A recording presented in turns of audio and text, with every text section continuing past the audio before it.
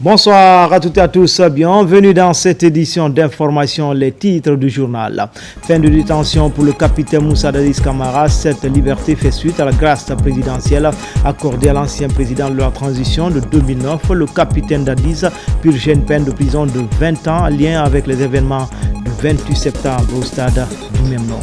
Et puis, gros plan ce soir sur le projet de développement rural intégré Gawal Koundara Mali d'une enveloppe de près de 23 millions d'euros, fruit de la coopération entre la Guinée et la Banque islamique de développement. Cet instrument de promotion rurale va s'atteler à l'amélioration de la préparation du sol et de la transformation. Enfin, à quelques heures de la célébration de l'Aïd el-Fitr, les différents marchés, lieux de négoce de la capitale, c'est la grande affluence. Clients, étalagistes et autres grossistes sont dans la ferveur. C'est la course contre la montre pour les nouveaux habits et repas de fête. Voilà pour le sommaire. Encore une fois, bonsoir à tous. Tout d'abord, c'est officiel, l'Aïd el-Fitr sera célébré demain sur l'ensemble du territoire national. La commission d'observation vient d'annoncer la nouvelle ici même sur le plateau de Koulouma. À présent, voici la déclaration du ministre secrétaire général des affaires religieuses. Ces propos ont été recueillis par nos reporters Marwan Kamara, Soliba Bangoura.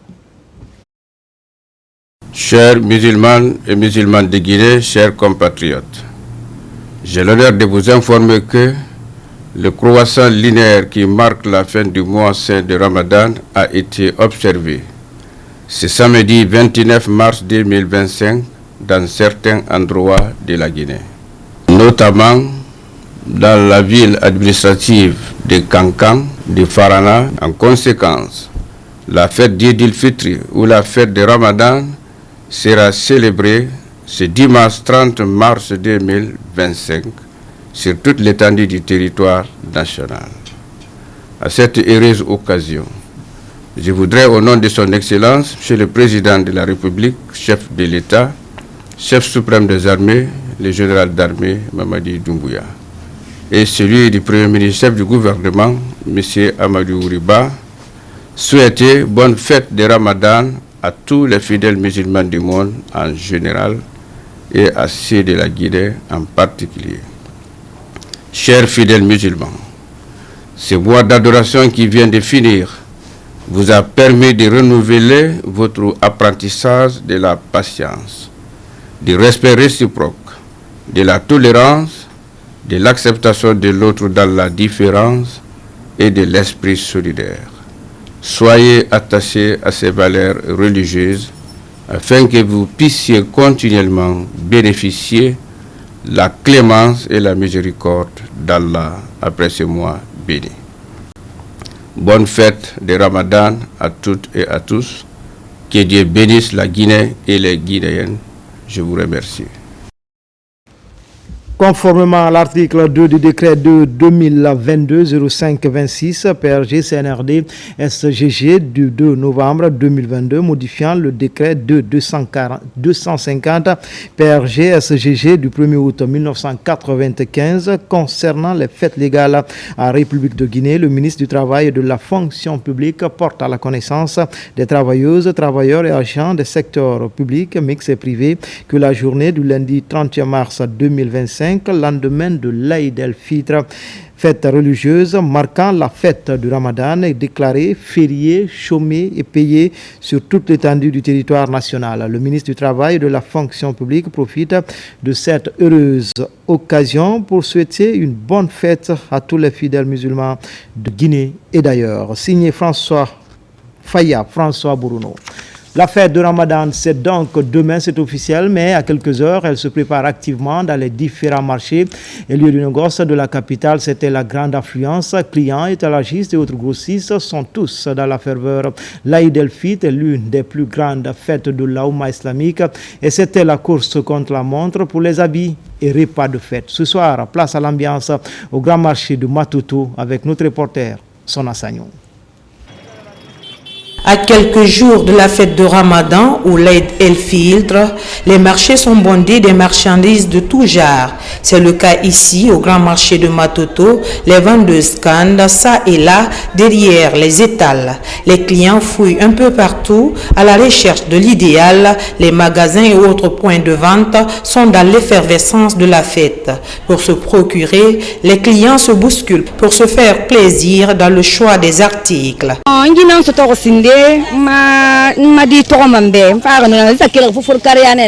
Je suis venu chercher des habits et des chaussures pour mes enfants, mais les prix sont élevés.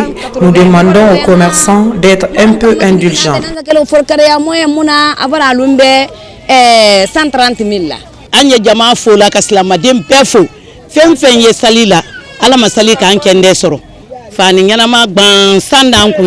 Bonne fête à tous les fidèles musulmans. Je vends les habits, mais les clients se plaignent des prix. Comparativement à l'année précédente, selon les marchands, cette année, les affaires tournent au ralenti et les clients se plaignent des prix des articles. Il y a peu d'engouement, le marché est morose et les clients se font rares.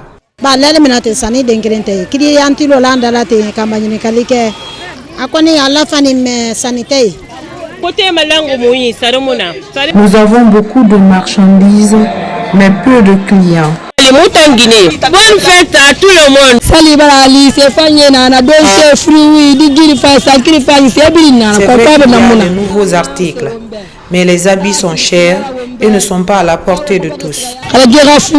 Comme il est de coutume chez beaucoup de musulmans, la fête de Ramadan nécessite l'achat de nouveaux vêtements ou de tenues cousues spécialement pour la circonstance, sauf en cas de force majeure. Cérémonie de rupture collective sur la 3e année consécutive que le ministre des Affaires étrangères convie les diplomates accrédités en Guinée pour ce moment de partage. Explication, Makeme Donzo. Ce déjeuner de rupture collective offert aux chefs de mission diplomatique, consulaires et représentants des institutions et organisations internationales accréditées en République de Guinée est une façon pour le chef de la diplomatie guinéenne de montrer par l'acte la bonne santé des relations entre la Guinée et le monde. En prenant part à ce moment de partage, les diplomates étrangers apprécient l'hospitalité guinéenne et retiennent l'image d'un pays accueillant. C'est une très belle initiative de sa part parce que ça nous permet de nous rassembler en tant que, non seulement musulmans, mais en tant que diplomates au sein du siège du ministère des Affaires étrangères et d'échanger, de partager un plat commun et de discuter et de partager ce moment en fait en fin de mois de Ramadan, car on est à quelques jours de la célébration de l'Aïd. Donc c'est une très belle initiative et nous souhaitons remercier Monsieur le ministre de nous avoir conviés à cette rupture. C'est un plaisir de rencontrer tous les collègues et de fêter. Je vous souhaite une bonne fête à tous les Guinéens et Guinéennes. L'Espagne est avec vous et on est très content d'être ici, de partager avec vous.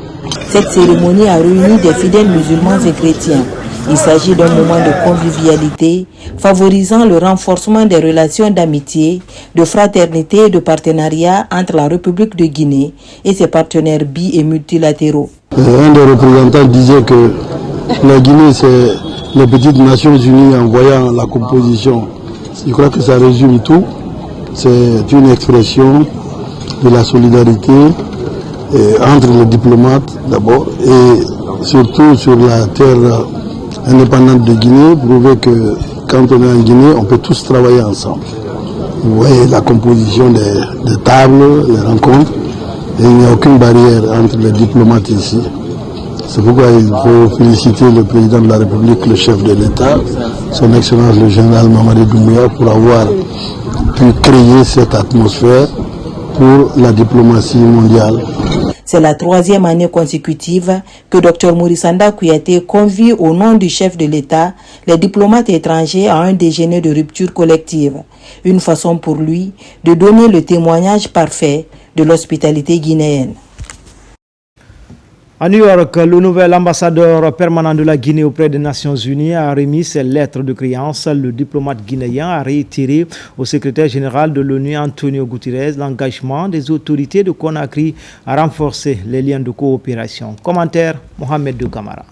ces faits, son Excellence Mohamed Dabo a remis à M. Antonio Guterres les lettres par lesquelles son Excellence Général Mamadi Doumbouya l'accrédite en qualité d'ambassadeur extraordinaire plénipotentiaire représentant permanent de la République de Guinée auprès des Nations Unies.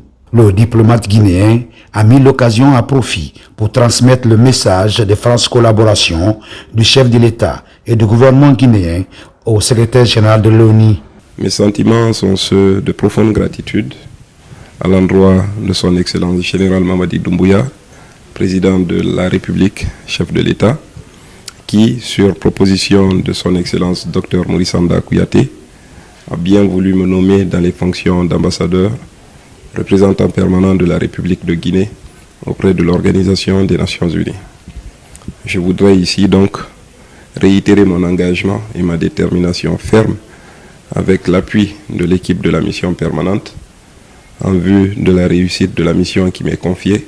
Au cours des échanges avec M. Guterres, l'ambassadeur Mohamed Dabo a remercié le chef de l'ONU pour les sentiments personnels de considération et d'amitié qu'il a pour la Guinée en raison du rôle que notre pays a joué dans les luttes de libération du continent africain. Nos échanges ont également permis de dégager une convergence de vues sur plusieurs questions d'actualité internationale, à savoir la montée des injustices sociales, la nécessaire réforme de la gouvernance des institutions et organisations internationales, afin de les rendre mieux à même de répondre aux défis qui interpellent notre humanité. Jeune, mais pétri d'expérience et fort de la feuille de route que lui a signée son Excellence, Monsieur le ministre des Affaires étrangères, l'ambassadeur Mohamed Dabo reste focus sur ses objectifs.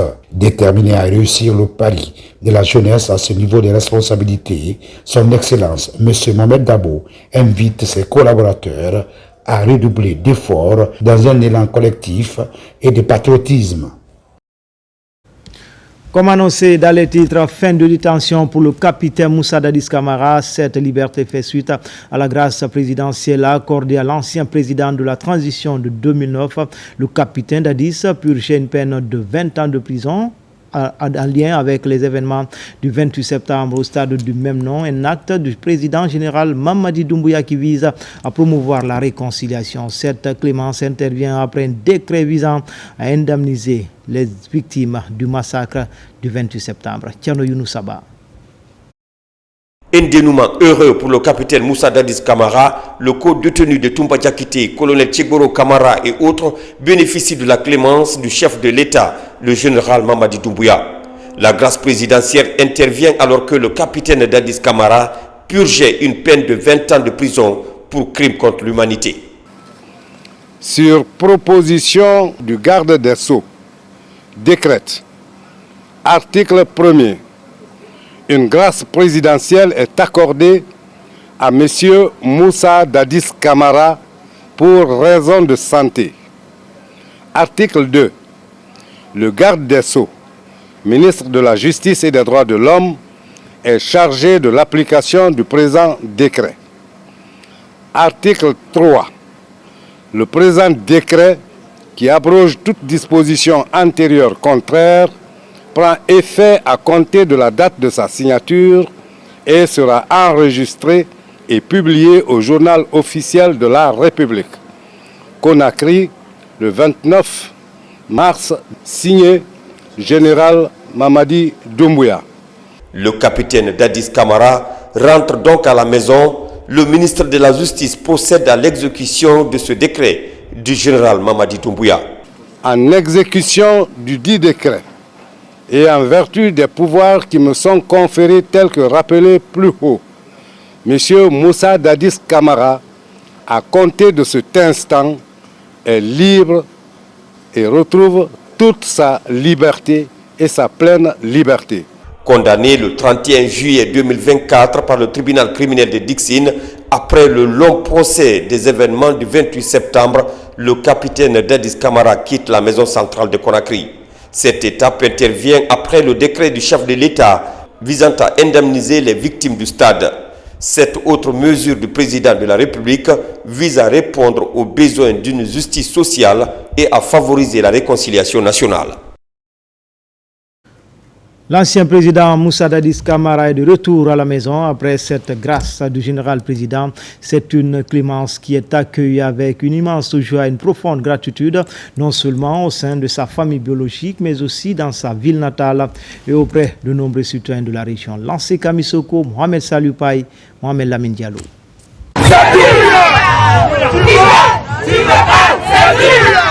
Dans les principales artères de la ville de Zérékoré, c'est une liesse populaire au lendemain de la grâce présidentielle accordée à l'ancien président de la transition, capitaine Moussa Dadis Camara.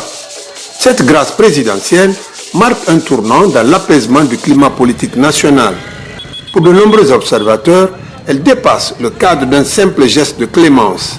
Elle est perçue comme un symbole fort de réconciliation et un signal d'apaisement. Mes sentiments sont les meilleurs. Je suis content de passer, même ému. Parce que ce que j'ai vu, Doumbouya a fait en Guinée là. Il a fait les routes, il a fait les bâtiments, il a mis le Coran, il a fait les hôpitaux. Après encore, il a fait la gratuité et la carte d'identité. Pourquoi ne pas lui dire merci? Encore, il a fait un acte paradisial. Un acte paradisial. Le fait de prendre en charge toutes les villes du 20 septembre, c'est grand. Encore, hier soir, il dit mon âme est libérée. Donc je suis dépassé. Je remercie sincèrement son Excellence Mamadi Doumbouya. Oui, je sais qu'il a fait réjouir le cœur de la famille Camara, le cœur de toute la forêt. Donc c'est pourquoi nous prions aussi le Seigneur afin que le Seigneur le bénisse. Au siège du patriarcat de Zérékoré, les notables saluent le geste qui vient panser les blessures du passé. Un sentiment de joie et de satisfaction. Le président, le général Mamadi Doumbouya, comme il a si bien dit, il est venu pour la refondation de l'État. Et on ne peut pas parler de la refondation sans réconciliation, sans la cohésion sociale. Les gestes qu'il a fait hier concrétisent réellement qu'il est pour la paix. Vous l'avez vu dans l'expression des uns et des autres, crier à la joie. On ne peut même pas expliquer, tellement que les gens sont contents. Ils s'attendaient à ça. Et maintenant, l'unité est là, l'unité s'ouvre. Et vraiment, les gens vont travailler. Ça sera le vivre ensemble, toujours, comme toujours. Vraiment, les gens sont très contents. Moi, je vais remercier le général Doumbouya. Ce énième acte fort du président Doumbouya est la confirmation de sa volonté à œuvrer inlassablement pour le renforcement du tissu social pour qu'ensemble, tous les fils et filles du pays puissent conjuguer le verbe du développement socio-économique de la Guinée. Dans le reste de l'actualité, en déplacement, le ministre de l'économie et des finances ses cadres dans les préfectures de Fria et d'Ubrika. L'objectif de la mission, procéder à la pose de la première pierre des trésoreries préfectorales, une initiative présidentielle pour améliorer la gouvernance locale et renforcer la décentralisation des structures de l'État. Mamadi Gassama. Cette pose de la première pierre marque le lancement officiel de la construction des trésoreries et logement des trésoriers des préfectures de Fria et d'Ubrika.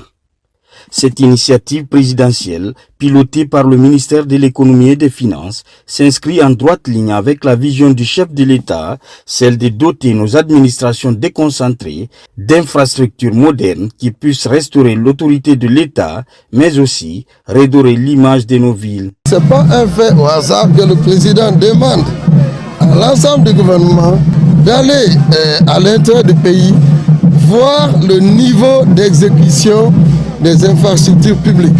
Et donc cela est un motif de satisfaction et qui va nous conduire à cadencer et à tenir le même rythme pour que toutes nos préfectures aient au moins 2 trésoreries et de logements soient inaugurés d'ici la fin de l'année. Ce bâtiment, quelque chose de 400 mètres carrés uniquement pour le bloc administratif. Donc le logement est bâti sur une superficie de 700 mètres carrés. L'engagement est déjà là, c'est de respecter le délai d'exécution qui a été déjà donné au ministère d'une année. La construction des trésoreries préfectorales répond à un double objectif. La mobilisation accrue des recettes et la sécurisation des fonds publics. La construction des bureaux et du logement de la trésorerie préfectorale répond à cette ambition et traduit la volonté des autorités de doter nos institutions des moyens nécessaires à un service public efficace et de proximité. Ces édifices, une fois achevés, permettront de rapprocher l'administration centrale aux services déconcentrés avec pour enjeu l'amélioration de la gestion des finances publiques. Infrastructure avec le non-respect des normes de construction, la réalité est préoccupante, elle est surtout perceptible dans le Grand Conakry. Les spécialistes se concertent et tirent la sonnette d'alarme. Appel est lancé au nouveau constructeur de consulter les autorités en charge du secteur avant d'entamer tout projet immobilier. Moussa Kouyaté. Conakry est l'une des grandes villes de Guinée où des travaux de construction des bâtiments sont engagés.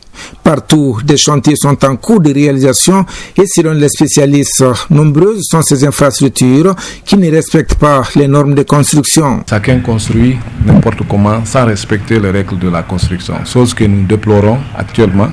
Vous savez que l'Ordre national des architectes de Guinée, est là, la conception nous revient. Normalement, on ne peut pas marginaliser les architectes. Nous sommes là incontournables à la construction. Normalement, quiconque doit construire doit consulter un cabinet d'architecture pour faire la conception et les études approfondies, surtout les études de ferraillage, les études à tout ce qui s'ensuit. Donc nous prions l'État de nous donner le permis parce que le permis n'existe pas actuellement. On ne sait pas pourquoi quand on dépose, on dit le permis actuellement ça ne sort pas. Nous demandons l'État de nous aider à avoir le permis. L'occupation des chaussées ou le non-respect des règles de construction interpelle les autorités compétentes. Nous avons procédé à beaucoup d'arrêts de chantier anarchiques. J'appelle anarchique un chantier qui n'a pas été officiellement autorisé pour la construction et ils n'ont aucune autorisation d'occupation aussi, ils n'ont aucun document de propriété et on les arrête. Nous sommes déjà dans la campagne de recensement. Le message qu'on a à dire, que tous les citoyens sans exception acceptent de se mettre en règle. C'est-à-dire avant de construire, même si c'est une clôture, il faut tout faire pour avoir l'autorisation de le faire. Mais si vous ne prenez pas d'autorisation, si vous faites les constructions à tue-tête, l'État peut venir dégager à n'importe quel moment parce que vous n'avez pas été autorisé. L'implication des spécialistes dans la réalisation des infrastructures contribue à limiter l'anarchie dans ce secteur hautement sensible et vital dans la modernisation des villes. Et puis, gros plan sur le projet de développement rural intégré Gawal Koundara Mali d'une enveloppe de près de 23 millions d'euros, fruit de la coopération entre la Guinée et la Banque islamique de développement. Cet instrument de promotion rurale va s'atteler à l'amélioration de la préparation du sol et la transformation des produits. Dans cette optique, 300 équipements agricoles viennent d'être remis aux producteurs des zones d'intervention du projet pour faciliter les travaux de labour et réduire les pertes post-récolte. Fodé Camara pour en savoir davantage.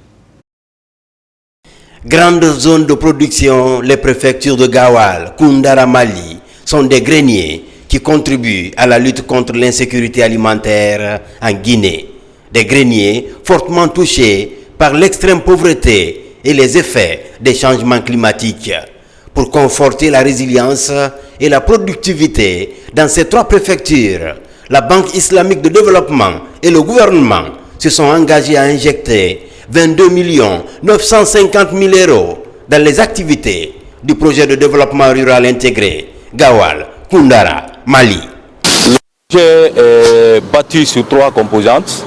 La composante production et productivité. Et cette composante a en son sein l'aménagement de 2100 hectares et la construction de 167 km de pistes rurales. La composante acquisition des équipements et accès au marché. Cette composante est également à son sein l'acquisition des équipements de labour et de post-récolte, mais aussi la construction des infrastructures socio-économiques de base, des magasins de stockage, les marchés communautaires, mais aussi l'aménagement des aires de séchage et des aires de battage. Mais la troisième composante est la composante axée sur la gestion et la coordination du projet. Dans ces grands bassins de production, pour conforter la résilience des producteurs, le projet de développement rural intégré a procédé récemment à la remise de 300 équipements agricoles composés de tracteurs, de motoculteurs, de moissonneuses-batteuses, de batteuses motorisées de riz, des égreneuses de maïs, des moulins à céréales et des décortiqueuses. Les producteurs sont souvent confrontés à un certain nombre de difficultés tant sur le plan climatique, mais tant sur le plan des équipements, et de labour et de post-récolte, mais aussi par rapport à l'aménagement des domaines. Des travaux de réalisation des marchés communautaires et de réhabilitation des pistes rurales sont aussi prévus à Gawal, Koundara et Mali. Nous avons pu atteindre à date les 40% du taux d'exécution du projet qui était à 16%. Donc nous évoluons actuellement sur l'acquisition des équipements. Nous avons également des contrats qui sont déjà signés et très bientôt nous allons lancer les travaux de construction qui concernent les travaux d'aménagement et de construction des infrastructures socio-économiques de base. Grâce au financement du gouvernement et de la Banque islamique de développement à hauteur de près de 23 millions d'euros, la mise en œuvre du projet de développement rural intégré Gawal Koundara Mali est vivement appréciée par les autorités locales et les bénéficiaires.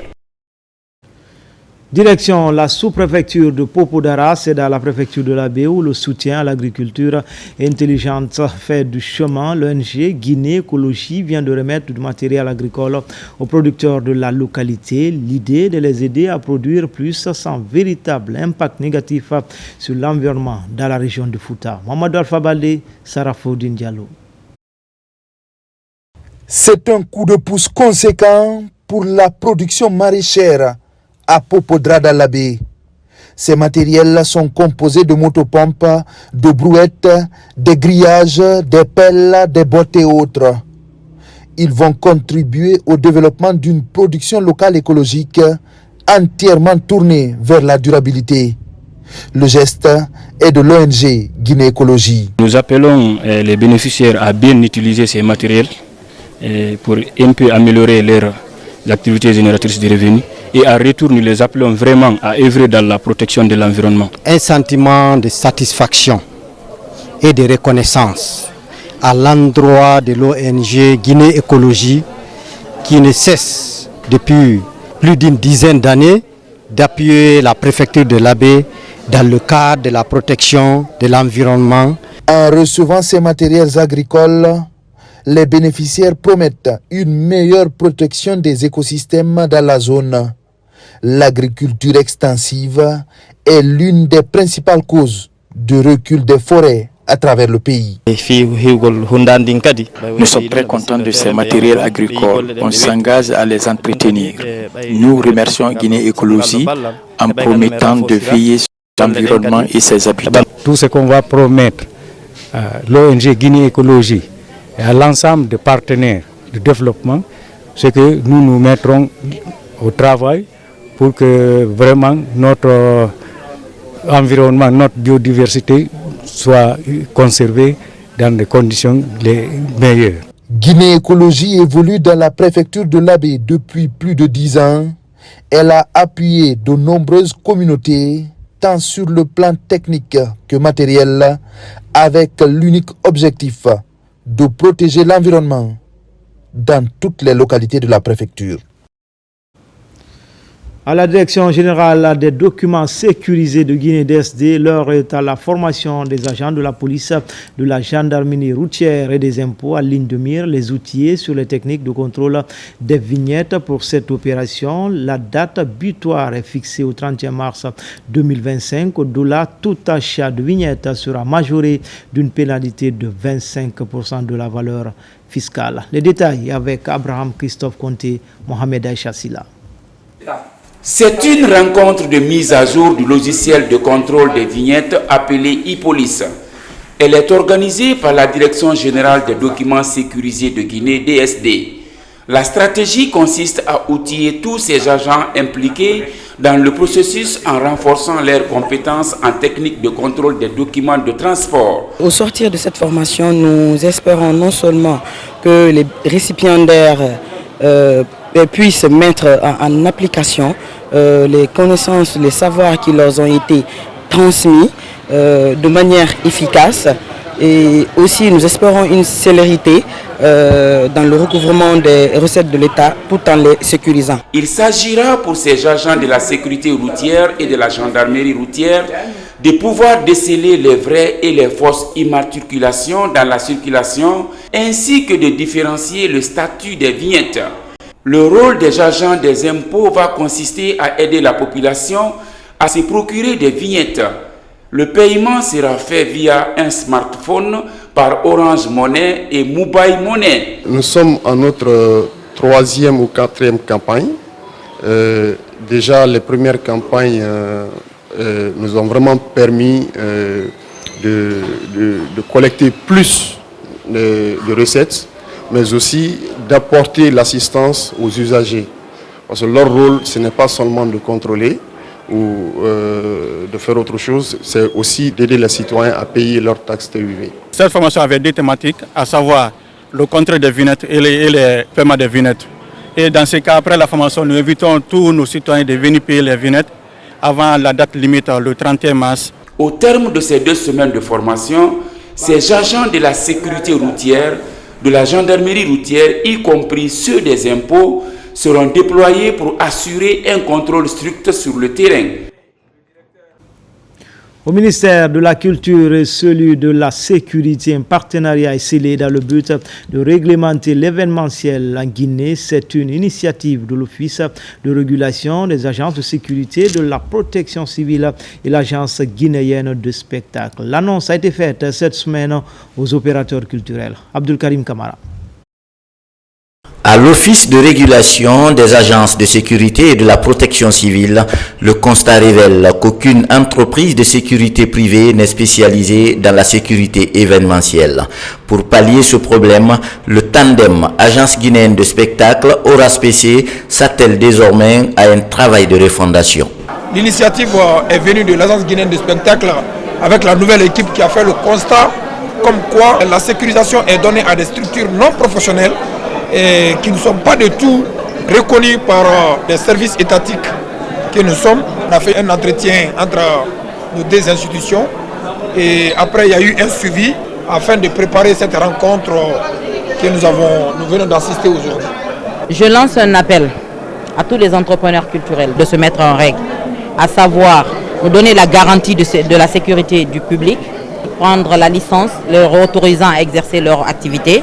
Nous aurons dorénavant le droit de regard sur la sécurisation du public des entreprises privées qui sécurisent le public, les spectacles, afin que leur activité soit menée à bien.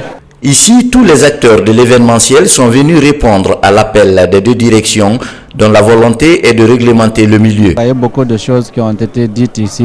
Nous, on n'avait pas cette information. J'encourage nos partenaires également à davantage vulgariser ces informations auprès de nous pour qu'on puisse être mieux imprégnés, mieux situés sur les démarches administratives. Et nous pensons qu'en collaboration avec la protection civile, il y aura une formation des personnes qui sécurisent les lieux de spectacle pour éviter qu'il y ait des accidents dommageables. Ce futur partenariat entre l'AGS et l'ORASPC dans la sécurité de l'événementiel s'appuiera sur des avant-projets de loi déjà présentés par le ministère de la Culture et dont la promulgation par le CNT est vivement attendue. Espace Santé, le Centre national d'orthopédie de Donka dans le vent du renouveau. Une rencontre axée sur la validation des procédures administratives et financières est en cours. L'État veut ainsi renforcer la bonne gouvernance au sein de cette structure sanitaire. Mohamed De Camara, Abakar Junior Camara. Un vent de renouveau souffle sur le Centre national d'orthopédie. Pour réussir le pari, ces responsables misent sur cette rencontre de validation et de vulgarisation du manuel de procédures administratives et financières, ainsi que le règlement intérieur. Plusieurs constats amènent la restructuration de cette structure. Le 19 janvier 2022, notre équipe, mon adjoint et moi, nous nous sommes employés à faire un état des lieux pour identifier les forces, faiblesses, contraintes et opportunités. Un cabinet spécialisé a été recruté. Ce cabinet, à travers une approche intégrée, participative et inclusive, est parvenu à produire le draft zéro de ces 2 outils de gestion dont vous êtes les parties prenantes des utilisateurs directs et indirects. Le Centre national d'orthopédie a pour mission principale d'assurer la réadaptation des personnes handicapées physiques. Pour le ministère de tutelle, ce défi s'impose en termes de résultats. L'objectif qui nous réunit dans cette salle consiste globalement à procéder à une relecture profonde de ces deux documents qui statuent d'une part sur l'organisation du Centre national d'orthopédie à travers l'organigramme. L'objectif du Centre national d'orthopédie est clair: offrir des services de consultation médicale spécialisée, d'appareillage et de rééducation fonctionnelle des patients à Conakry et à l'intérieur du pays. Sensibilisation sur la préservation des droits des femmes et la lutte contre les feux de brousse. Ces deux thématiques étaient au cœur des échanges. C'était lors d'une rencontre dite intergénérationnelle à La Soya et Moussaya pour la préfecture de Fourikaria et Madinaoula pour Kindia. C'est pour rendre plus autonome la couche féminine et la conscientiser sur les dangers liés à la déforestation. Moussa Bangoura, Sidi Kississé, Fanalabaya Kamara. Le projet NBS Forêt guinéenne du Centre d'études et de coopération internationale CECI est à Alassoya et Moussaya, deux communes rurales relevant de la préfecture de Fourikaria. Ici, des causeries éducatives sont organisées à l'intention des groupements de femmes, coopératives et leaders communautaires. La préservation des droits des femmes, l'éducation des jeunes filles et la lutte contre les feux de brousse sont des sujets débattus. Les femmes sont vraiment au cœur de toutes les activités communautaires. Il y a une étude qui a été réalisée pour identifier les connaissances des femmes sur la biodiversité. Parce qu'elles ont un rôle aussi important, la connaissance des plantes. Et au-delà de ça, nous formons aussi les femmes à la mise en place des pépinières. À Madinaoula, dans la préfecture de Kindia, d'autres rencontres ont été aussi organisées.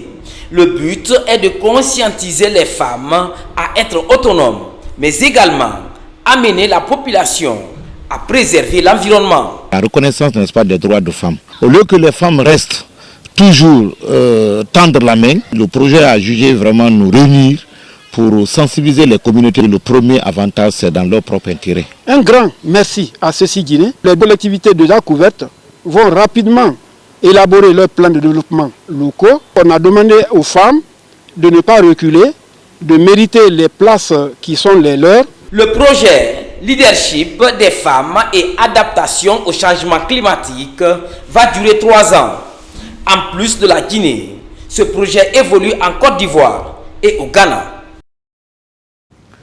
En région, toujours visite inopinée du préfet de Kissidougou dans les centres de santé du centre urbain 2 de deux sous-préfectures. Colonel Charles Kolipilama est allé s'enquérir de la prise en charge des femmes, mais surtout l'effectivité de la gratuité de la césarienne. Un déplacement juste après la remise des kits d'accouchement normal et de césarienne aux structures sanitaires de la dite préfecture. RTG Farana, Ibrahima Oulien Foufana.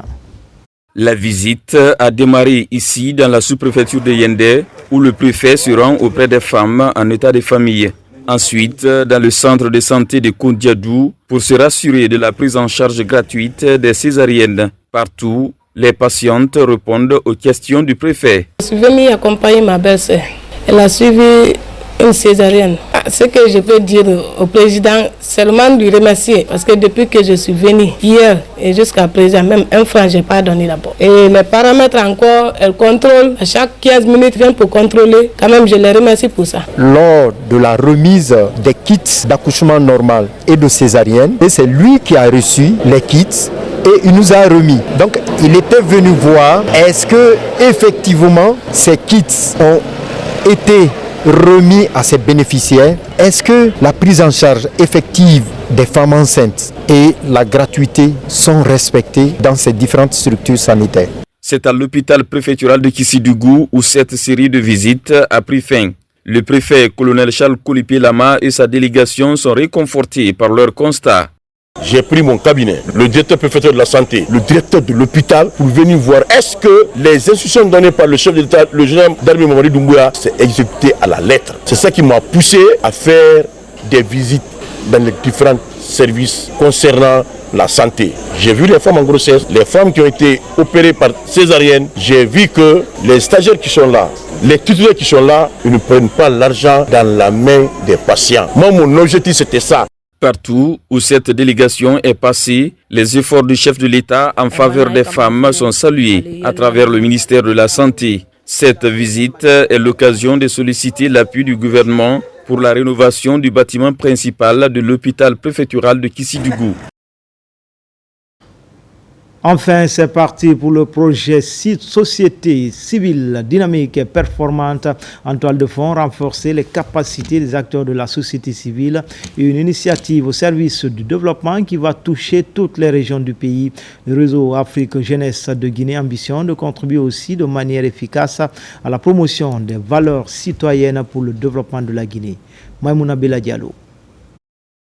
Comment développer les compétences en leadership et en gestion des acteurs des organisations de la société civile? La question préoccupe les autorités et leurs partenaires.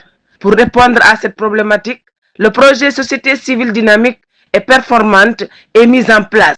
Son objectif, entreprendre la formation des jeunes de la société civile axée sur des thématiques telles que le leadership féminin, la gestion financière, la consolidation de la paix, le contrôle citoyen de l'action publique.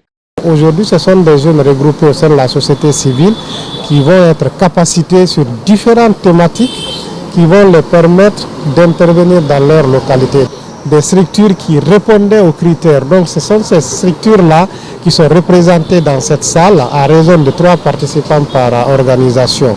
Nous allons parcourir les notions de conception des projets, ensuite la qualité des programmes. Il y a 10 normes de qualité des programmes qu'il faut vraiment respecter, qu'il faut mettre en pratique pour que vous ayez une organisation solide et performante.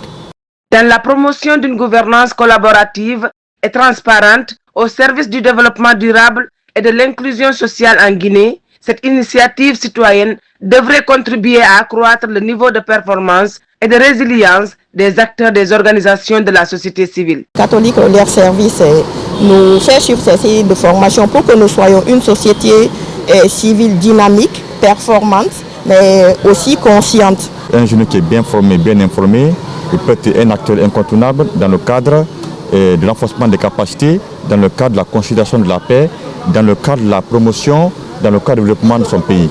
Le projet va durer 3 ans et devrait toucher les différentes régions administratives du pays. Au bout du compte, il s'agit pour les initiateurs d'assurer la qualité et l'efficacité des programmes mis en œuvre par les acteurs. C'était tout pour les infos. Tout le plaisir a été pour moi de vous servir. L'actualité se poursuit sur le www.rtgguinee.info. Bonne fête de l'Aïd el-Fitr à toutes et à tous. À demain pour d'autres actualités sur la Guinée, notre paradis, terre de richesse et d'innovation, Inch'Allah.